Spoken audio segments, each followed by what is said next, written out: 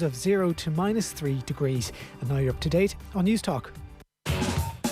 Off the ball. This is News Talk. Welcome along. Monday evening's Off the Ball. Busy times in Merseyside and North London. Appointments imminent for Carlo Ancelotti and Mikel Arteta at Everton and Arsenal is the word. We will talk to Damien Delaney 7:30. Gary Breen on the football show. Brian Kerr as well. Monday night rugby then. Keith Wood and Rory O'Connor along just after 8 o'clock. 3 wins out of 4 for the Irish provinces over the weekend. And Andy Farrell has actually named an official 45-man squad. That will be for the first get-together of his regime next week at Abbottstown. 53106, the text number. We are at Off the Ball. Richie McCormack, as ever, hello. What's crack, Joe? Ronan Mullen, hello. Hey, Joe.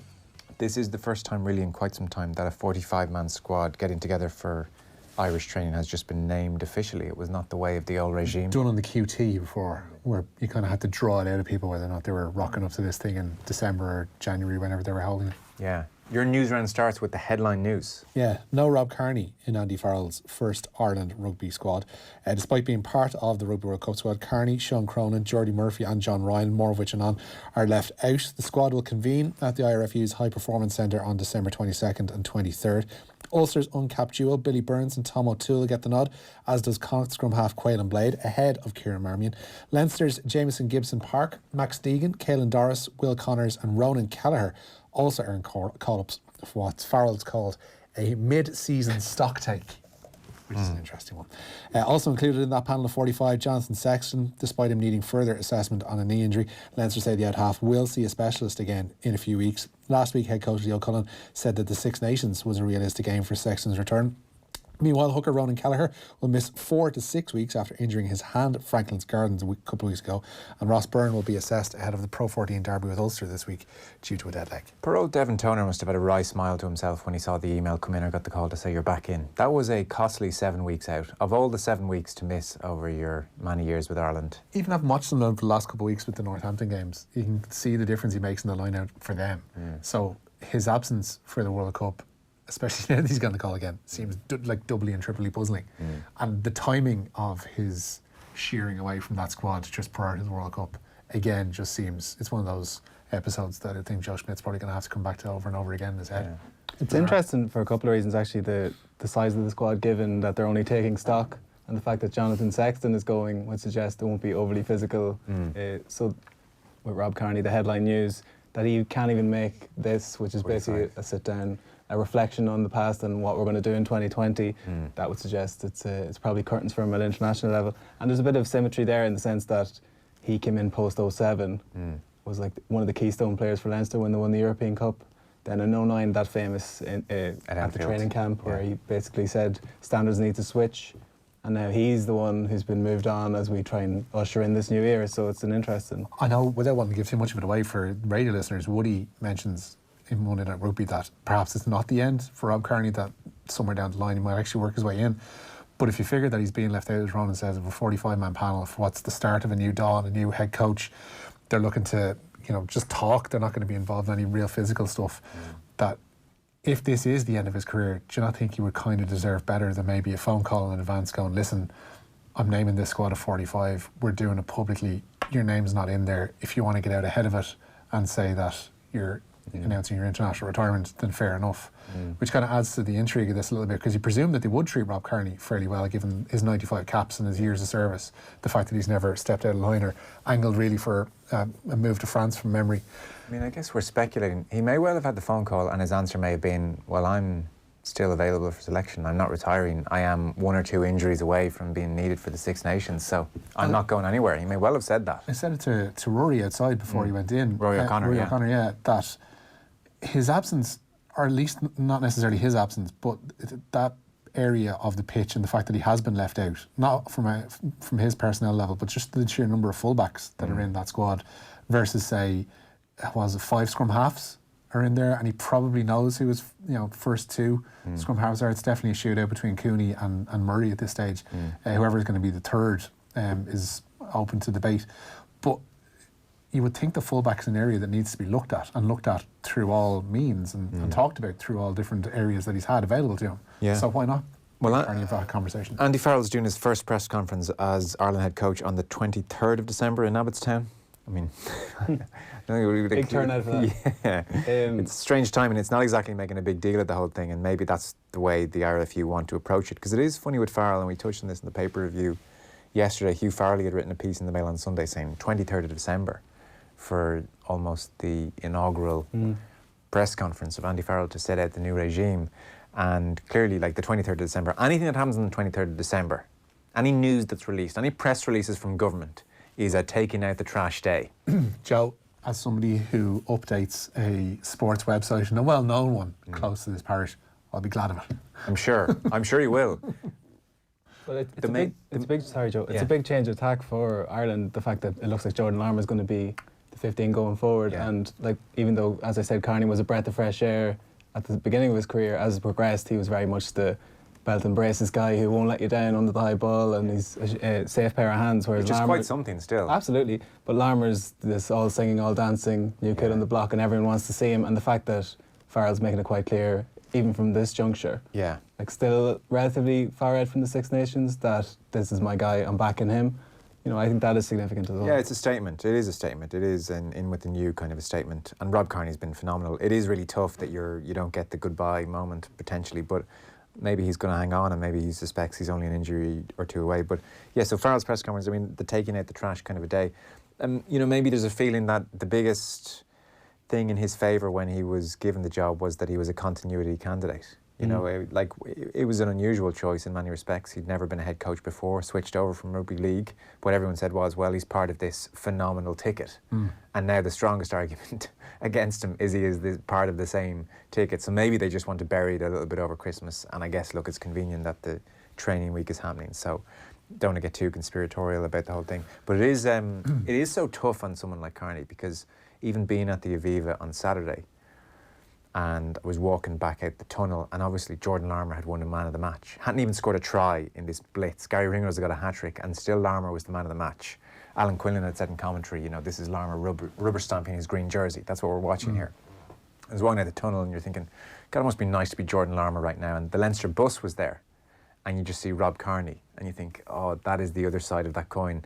He's having to sit there and watch his place, I suppose, ebb away, or be put under massive pressure. That's commonplace, especially when you see how the weightedness, how that squad is weighted, like when they're listed in terms of province, like Leinster far outweighs everything else. So the competition for places, like look at the competition for places in the Leinster back row, it's absolutely insane. You got the likes of Caelan Dorison there putting down huge statements on Saturday.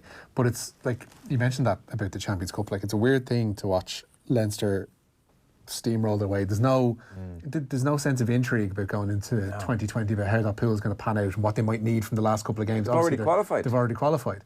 But you're kind of, it's something that Stuart Barnes mentioned to me last week, is that you've got two European powerhouses, and then you possibly have it to lose. Yeah. But there's a serious lack of intrigue. Like when you see how far Northampton has fallen away, when you see how far, like I still can't get over that Claremont performance at Kingspan Stadium a few weeks ago. The fact that a Claremont team would rock up anywhere and just not seem bothered, like pretty much a first choice team, and not be bothered. You're kind of wondering where that I'm not saying this to have a go at your presenting skills in the weekend, but you kind of wonder where that competition's going, if that's the way it's going to pan out over the next while, because you don't see much to change it. Well, even when you're trying to sell a game like Leinster Northampton, there's not much jeopardy regarding the result. There's not any sense of danger about the whole thing. It's amazing, actually, 42,000 people still pay in. They've really created something there, which is quite impressive. It's immune almost to the quality of the game. Yeah. It's like a Christmas get-together. Brand Leinster is a phenomenal thing to witness from afar. And it's always freezing. Yeah. On that night. There's something about that night. It's cursed. I'll be honest with you, Joe. I have an issue with watching Champions Cup pool rugby anyway, because it just makes me feel cold. Just look, I could be in 32-degree heat inside in the house, and just looking at Ulster and Bath parading around the wreck, I'll feel cold. Yeah. There's a chill in your bones just looking at them out there. It's a big event feel, which isn't uncommon around Irish sport anyway, but you know, at games in the Aviva, people are asking me about tickets that would have never been to the RDS, for example. And then you mentioned it being cold. Like I remember going to the one against Bath, it must be about 8 years ago now. Yeah. And the Bath fans, just shows you the culture of rugby fans, Joe, offered me some soup from their flask, and Bath were getting absolutely trounced by Leinster. Luke Fitzgerald, I believe, was so just shows you. What kind of soup? I can't remember. I didn't take him up on the offer now, but mulligatawny. Oh, possibly so. Right. Possibly so. So we'll touch on a lot of that with Rory O'Connor and Keith Wood and see what they make of the squad. That will be after 8 o'clock, and then chat about the games as well. Obviously for Leinster it was just a walk in the park, 50 points to 21, but Munster definitely on the back foot in a big way now, and more bad news for them, Richie? Yeah, when that 45-man squad came out, we might have been wondering why Ronan Kelleher, for instance, and Johnny Sexton were included and Tyg Byrne not. Well, it's turned out that Tyg Byrne requires surgery. The forward sustained a fractured ankle in the first 10 minutes of their Heineken Champions Cup defeat away to Saracens. Munster captain Peter O'Mahony suffered a hip injury in the warm-up for that game at Allianz Park. John Ryan, another absentee from Farrell's squad, will undergo rehab on a calf strain, while Andrew Conway is following the return to play protocols after picking up a head injury in that game. Somebody says best Rob Kearney moment for me was when he bossed the air against the Springboks in that 09 Lions tour. One of the more impressive tourists. I'd include him alongside Heaslip, Ferris O'Driscoll and Jeremy Davidson, says Nigel. He was phenomenal in 09 on that tour. It was just made for him. He was class. Because he was still just that bit too young for, you suspect, the South Africans to have done serious due diligence on him. He came on in one game. Was it Lee Byrne who was the fullback? Lee Byrne went up and Kearney came on. And they just kicked one ball to him, then another ball to him, then a third, then a fourth. And it took a long time for them to realise this guy's very good in the air. It reminded me of David De Gea's first game at Old Trafford after he had a shaky Community Shield, and every time Van der Vaart got the ball he just shot. And De Gea actually obviously did quite well. He's actually a decent goalkeeper as it turns out. So. David De Gea was not a decent goalkeeper at the weekend. No. Well, this is a pet peeve of mine, Joe. Enda Call outside tried to blame Lindelof for this If goal. a ball comes into your 6-yard box, is it like, can a goalkeeper not just catch that? Is that all right? I just don't know what's going on. What's the shout though? Like lads I played football with would easily catch that ball. They mightn't make the extravagant saves with their feet and all that. Yeah. But those reflexes won't last forever. But like common sense and a bit of authority. Yeah. Like even if you go up and try and catch it and get fouled, it's so obvious that the referee will give you a free kick. Yeah. Whereas he didn't even look, closed his eyes. Well, he jumped, and then as Calvert-Lewin came in, he fell back with one arm in the air. He just like fell back into the goal. And then last week against City, where United should have been seeing that game out pretty routinely. Yeah. Like everyone's crediting Otamendi for making a good run and getting on the end of it, but again, the ball's in the 6-yard box. He's just staring at it. Yeah. I don't know. I think it's base level stuff. I don't get it really. Richie keeps his house heated to 32 degrees, wonders one listener. It does seem incredibly hot, Richie. I What do you set your car to? I picked a number out of the sky. I was actually just watching the Peep Show series recently where they get obsessed with the temperature of the house. I think it was 29 is what Jez wanted it at. It's a bone of contention out in the office. People is. Sorry, it's like the North Pole out there today. It's because one of the fans is directly over my desk, and I think there's one directly over yours as well. Yeah. So we end up freezing. Okay, Yeah. I didn't know that. It was Baltic. Have you ever looked up? I didn't think there was a fan above me. There's a light One above of me. the thingies. Yeah.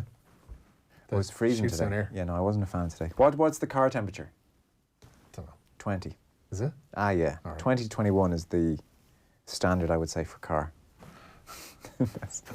I would have thought, I don't know. Text in 53106. This is the kind of stuff that, Send in your jokes. Jamie Carragher and No Face on Sky. What were we talking about there? Oh, De Gea. No, that was shocking.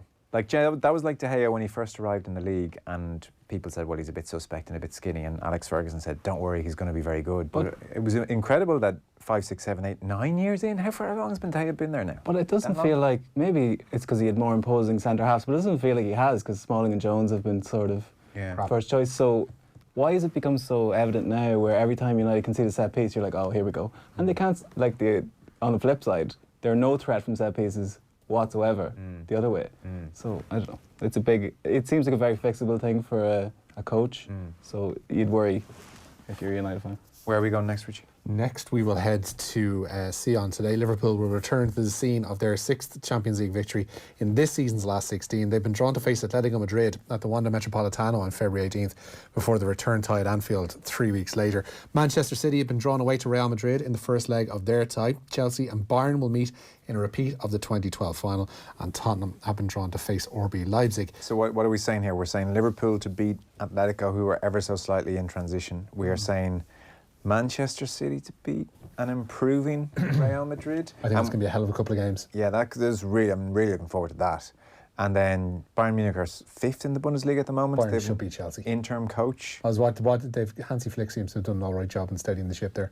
Okay. They were way too good for Spurs last week. Okay, so we're going Bayern over Chelsea, and then Spurs obviously go through. If Mourinho wins the Champions League. Stop. That will be insufferable. That will Absolutely be insufferable. insufferable. Why does anything good in rugby always equate to the word phenomenal, wonders Des? Who used phenomenal? I don't think I said phenomenal. Did you? Jordan Larmour maybe was. Who did JP? Richie and me. Oh dear. In relation to whom? What did we say was phenomenal? Can't remember. It was twice. But twice. I don't know, Des. It's just. I don't think it's specifically confined to rugby. The Tygburn news is terrible. He was rapidly becoming one of my favourite Ireland players, says Dave. Devon Toner only back in because of Burns' broken ankle. He'd hardly have cured all Ireland's ills at the World Cup anyway. I'm not so sure. I think Devon Toner been back in. Given the Kearney news, it's not like anyone's just getting back in here. In retrospect, who would you have rather have in Japan, Devon Toner or Jean Klein? Well, I mean, it's a rhetorical question practically, isn't it? So Manchester United, meanwhile? They will be away to Club Brugge in the first leg of their Europa League last 32 tie in February. Celtic will also be away for their first leg with Neil Lennon's side drawn to face Copenhagen. Arsenal will play Olympiacos with the second leg at the Emirates. Wolves have been drawn with Espanyol, and Rangers will take on Portuguese side Braga. Both Arsenal and Everton look to be closing in on managerial appointments. Arsenal are in talks with Manchester City over the availability of their assistant manager Mikel Arteta, while Carlo Ancelotti has reportedly arrived in Merseyside for talks with Everton over their managerial vacancy. Is that a nod to Keith Andrews? Conor Stockman. Is Ancelotti on Merseyside or not? Bone of contention. He's a bone of contention. Yeah. Okay. There's some reporters saying he's not. He was due to be heading to Vancouver, I think, while he remains in Italy at the moment, but there are others saying that he's on. Sky, in both the English and Italian forms of it, are saying he's in Merseyside. It's two very different tacks for clubs who are both in similar mire almost, where Arsenal are going with the hot young thing, and 7 years old, and Everton are going to try and test it. And Arteta obviously almost more than for his time at Everton. He definitely played more games for Everton than he did for Arsenal. Yeah. And they're it's Arsenal that are going with him. And Man City probably happy enough to wave him goodbye. Was he in line to succeed Pep? No. I don't know, but I don't think they're happy to see him say goodbye. I think there's been a testy nature to Guardiola's demeanour over the past couple of weeks, especially in press conferences, and I think this might be part of it. I think he knows Arteta's going. But it feels like all he does is shout at Arteta, and Arteta never says anything back when they're on the sideline. So if you just insert another good-looking Spanish man in there, he probably won't even notice. He's a good-looking man, fair. Ancelotti's a very good appointment if they can get him. No, he's not. Do you think? Do you not think so? He's had his day? I think it's an odd. I wouldn't say he's had his day. I'll just say I would go along with what Jamie Carragher said yesterday, whereby he is renowned for going into very good teams and taking them up the extra notch that they might need. He did it at Chelsea, did it at Bayern, he's done it at Juventus, he has done it elsewhere as well. Napoli hasn't worked out for numerous reasons, but Napoli would be similar-ish level to where Everton are, but Everton's playing staff is not as good as what Napoli's might be at the moment. Yeah, that's it. Are Everton grossly underachieving? Yes, they are. I think they've good players there, yeah. I still think there's a hell of a job in his hands to recalibrate that squad. Because he is a facilitator, so he will come in and get the best out of often the group that's there, but it's in terms of tactical innovation or trying to put his own stamp on things, he's never really done that. They've a mishmash of different transfer windows in there that's just a shambles, and I think they need somebody with a bit of a long-term vision for the club. I don't think Ancelotti's that guy. Okay. Well, that's Arsenal Everton. We'll talk to Damien Delaney in about 10 minutes' time about the weekend's football, and then Gary Breen, he was on yesterday at the Emirates and frankly just disgusted with the whole thing. Not impressed. Hates the culture at Arsenal. He argues, and I would tend to agree with him, that it's a legacy of the Wenger culture whereby you weren't allowed to criticise players. You know, there's the stories of if Pat Rice went towards the end of the reign to criticise someone, Wenger would say, no, we don't. Yeah, no one's our voice at each other here. No one's culpable for anything there. Not really. No one's willing to take a rap for anything there. It's all, that's just the way it is. And that's a weird place for a club to find themselves in when there's no accountability. Especially a football club. And even like yesterday, and this is not an attack on Freddie Ljungberg, because clearly the problem is much bigger than him and has existed long before he arrived. But even at full time when he's over to Guardiola and he's smiling, and it's a very friendly exchange, you think on the one hand, okay, Freddie Ljungberg has a lot of perspective here, and that's admirable in many ways. What Arsenal need are a few people with no perspective who are just kicking things over and can't wait to get down the tunnel to give out to all the players, where there's just this almost... No one's had a clip around the ear in that club for a while. A long time, yeah. But how far does it even date back? Because so Arteta joined as a player after the A2. Yeah. So Arsenal basically panic bought 6 players, and he was probably the only one who was a realistic success, went on to captain the team, and now he finds himself 7 years later firefighting again. It's like, when is this? There needs to be a cultural shift a shift of squad. There's several things that need to happen. I don't know if it ties in with the stadium or how long it goes back, but it feels like they've been in this decline almost for a long time. It's a lost decade, Yeah. basically. That said, De Bruyne's goals were very nice indeed. And in that decade, Spurs have... Gone the other way, yeah. What will be fascinating to see is when they do get the right appointment, how long it takes to turn it around. It's a while. There's a lot of dead wood to get rid of out of there. It's quite a bit of dead wood, yeah. Like Ozil's going nowhere on his giant contract for starters. They actually have to build a defence from nothing. We'll touch on Ozil in the football show, by the way. I mean, very interesting situation with Chinese state TV not liking what he had to say about the treatment of Muslims in China and pulling the Arsenal game off the airwaves. Very strange for Arsenal stance for them to take, whereby they chastised Ozil for his public comments, and Hector Bellerin basically had a anti-conservative tweet on Thursday in relation to the election, and one deserved comment from Arsenal as far as they were concerned, and the other didn't. The $700 million that China pump into the Premier League is probably part of the story here. But that's the thing. And the giant market that it is. Yeah, it's about money. Yeah, and concentration camps. As Logan Roy said, Richie, money always wins. I now quote Logan Roy. Don't be that person, Joe. There's no one likeable in that series. But that's the point. They're all destroyed people. But I can't warm down. There's I know nothing what you they mean. can latch onto there. How far have you given it? I think got about 3 episodes in. Yeah, no, it's very tough at the start because they're all such awful, awful people. They're all dicks, like. Yeah. Every single one of them. But if you can just hang in there, it gets to a point where you start to feel sorry for them on some level. Honestly, I would stick with it. I was about to abandon it after 3 or 4 because they're all so unlikable. I can never feel sorry for the wealthy, Joe. You realise Bernie Sanders in me. You realise that ultimately they're destroyed and the dynamics are fun. Honestly, I really would. Have you watched it? If it's all right, Joe, I'm going to stick with The Marvellous Mrs. Maisel on Amazon for the time being. To Kieran Bradley's chagrin, I've still not watched it. No, you should. But I will, I definitely will. You will find the first couple of episodes tough going because they're... It's Always Sunny in Philadelphia, which I love, has the same thing where they're all dislikable characters, but that almost becomes their charm as the thing goes on, and then you realise that, you know. In a comedic sense. But that's the hook of it, and it's not like they're wealthy, they're quite the opposite. So I don't know, maybe there are comparisons, but I'll definitely give it a watch, yeah. Stick with it. If you watch the first 3, you're so close to the top of that hill, and then you're freewheeling.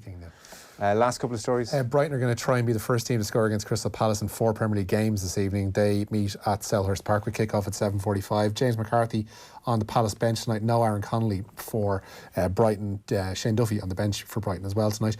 Republic of Ireland under-21 winger Zach El-Bazadi has signed for English League One side Lincoln City. El-Bazadi impressed in his solitary season at Waterford following his release by Inverness. And 17-year-old Keane Barry is in first-round action at the PDC World Darts Championship tonight.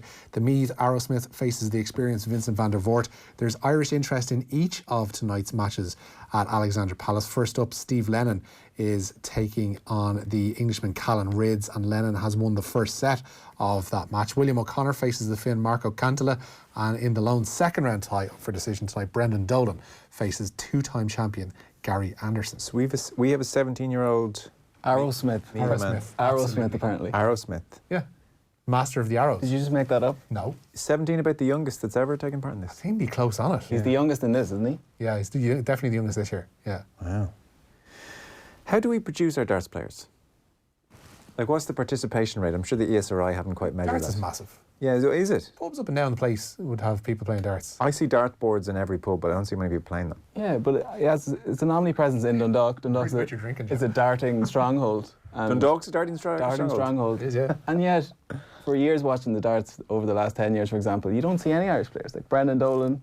Dolan was the one for a while, but like Steve Lennon's crept in there. Steve Lennon has come close to pulling off a couple But of big doesn't it feel like results. there should be more? This is probably more in line with what I'm saying, where people seem to be playing it all the time, so at a certain level, I don't know, funding or whatever. But Do we have like a high performance program to get people involved in?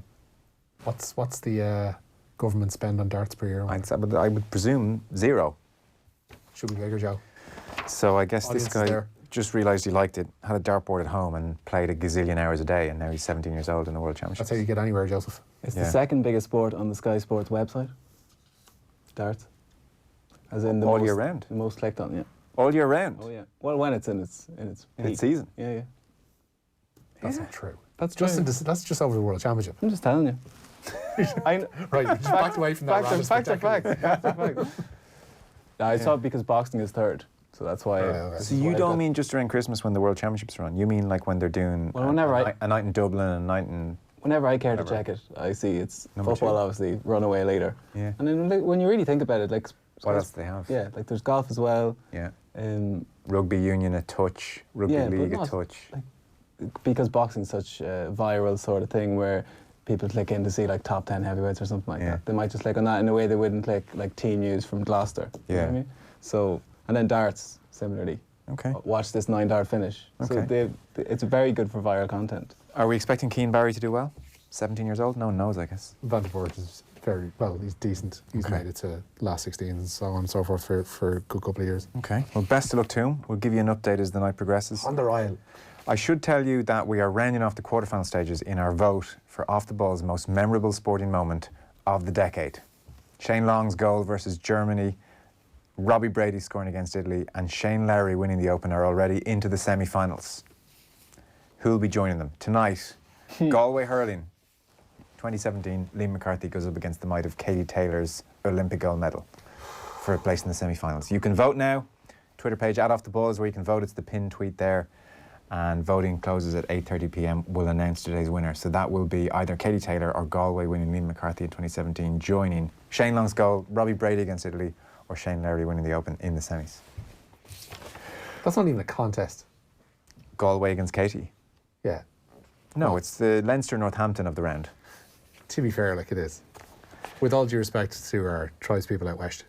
It's an Olympic medal. Katie Taylor. Exactly. You know, I think that's going one way. vote. Galway's done very well to be in the quarterfinal for moment of the decade, you know. It knocked out Stephen Cluxton's free, which I thought should have been there. really? But Damien Delaney, Was Damon Delaney to do that? basically, it actually finished 50-50 on the poll, which hasn't happened yet. Right. So 50-50, and I was like, what's going to happen? I was texting Nathan, he was like, well, let Damien decide. And I was like, well, it's not going to come to that. We have another 90 minutes here. Then it got there, 8:30, 50-50. So that's what happened. Damien picked. Ah, no. Yeah. Cluxton should have beaten that. Cluxton's moment is iconic. I agree. Joe, I Iconic. chastised Delaney for his anti-Dublin bias at the time. No, that's just actually a wrong decision. Someone just said, Damien, that's wrong. Well, Johnny Ward was presenting and from Galway, so he was steering the ship a certain direction. Okay. Oh, no, I think Cluxton's free kick is like... So if you say Dublin GAA over the last decade... Because that was almost the Dublin GA representative in this poll, where we couldn't include every one of the 5 in a row. So this we felt was the most seismic moment. Why wasn't winning the 5 in a row itself a moment? I know it's a confluence of moments, but the actual achievement of getting over the line. Guess it could have been. I guess, I don't know. Who do I give out to here? Did it lack a bit of the drama in the second game? Yeah. Once Merchant's goal goes in, yeah. You know? Second half is a bit of a Whereas parade. Cluxton running up to take the free to win their first All-Ireland and however long just felt like a bigger moment. Oh, it was huge, especially for him, because there was so much. I was saying it last week that there was goodwill towards him because he'd been around so long and it felt like he finally got over the line. We didn't know that he was going to go and win 6 more. And Dublin getting over the line, you know? Like, I think that might trump it for me. It certainly beats, what did I forget? Galway, yeah. Miguel O'Donoghue and stuff, there was some nice moments around it, and Galway also had been waiting a long time, but... You don't want to choke down amazing stuff as well, but I think Cluxton's right up there. Yeah. Anyway, that's Damien Delaney's fault, who actually weirdly is on the show next. Give out yards to him, John. Let's do the first 10 minutes of that. Oh, now we're going to see if I can... then I put my money where my mouth is. Hi, Damien, how you doing? Great to have you on. Watch me shirk that one with Damien Delaney next, and then we'll have Rory O'Connor and Keith Wood. And on the football show, Nathan Murphy's going to pop in. We will also have Gary Breen yesterday at the Emirates, and Brian Kerr was watching Everton against Manchester United. Off the Ball on Newstalk. Jambo, we've settled into our new homes and everyone is looking after us really well. Cow is busy giving milk to help earn money for her family, and Camel is pulling his weight. But there's still so much to do, as many families are without animals to help them. So please, send more boher animals this Christmas. Darren Garrahy here, asking you to support Boher this Christmas. I've seen first